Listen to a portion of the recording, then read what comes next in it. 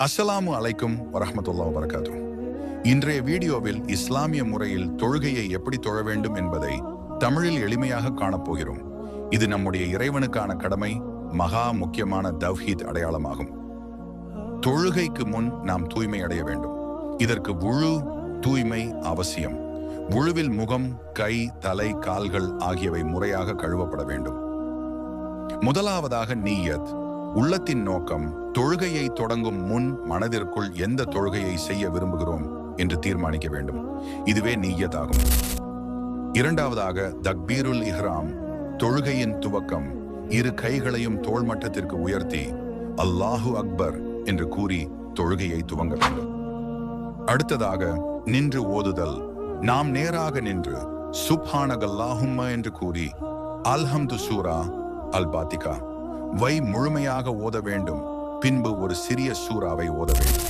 அடுத்ததாக ருகு, வணக்கம் செய்யும் நிலை. பின்பு மடக்கி வணங்கும் போது சுப்ஹான ரப்பியல் அலீம் என்று 3 முறை கூற வேண்டும். அடுத்ததாக கியாம், ருகுவுக்கு பிறகு திரும்ப நிற்கும் நிலை. சிமி அல்லாஹு லிமன் ஹமிதஹு ரப்பனா லகல் ஹம்து என்று கூறி நிமிர்ந்து நிற்க வேண்டும்.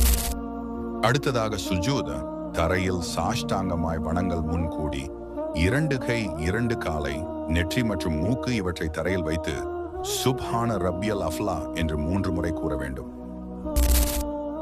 அடுத்ததாக இடை அமர்வு. சுஜூதுக்கு பிறகு சிறிது நேரம் அமர்ந்து ரபிக் ஃபிர்லி என்று கூறலாம். பின்பு மீண்டும் ஒரு முறை சுஜூத் செய்ய வேண்டும். இப்போது இரண்டாவது ரகத் தொடங்க வேண்டும். மீண்டும் வாசிப்பு, ருகு, சுஜூத் என்பன தொடரும். 2 ரகத் முடிந்த பின் அமர்ந்து அத்தஹியாத்து முழுமையாக ஓத வேண்டும். அடுத்ததாக தொழுகையின் முடிவு. இறுதியில் வலப்பக்கம் பார்த்து அஸ்ஸலாமு அலைக்கும் வரஹ்மத்துல்லாஹ், இடப்பக்கம் பார்த்து அஸ்ஸலாமு அலைக்கும் வரஹ்மத்துல்லாஹ் என்று கூறி தொழுகையை முடிக்க வேண்டும். இதுதான் ஒரு தொழுகையின் முழுமையான நடைமுறை. நாம் தினமும் நம்முடைய தொழுகையை முழு அன்புடன், கவனத்துடன் நிறைவேற்ற வேண்டும். இந்த வீடியோ உங்களுக்கு பயனுள்ளதாக இருந்தால் லைக் செய்யவும், நண்பர்களுடன் பகிரவும் மற்றும் நம்மை சப்ஸ்கிரைப் செய்யவும் மறக்காதீர்கள்.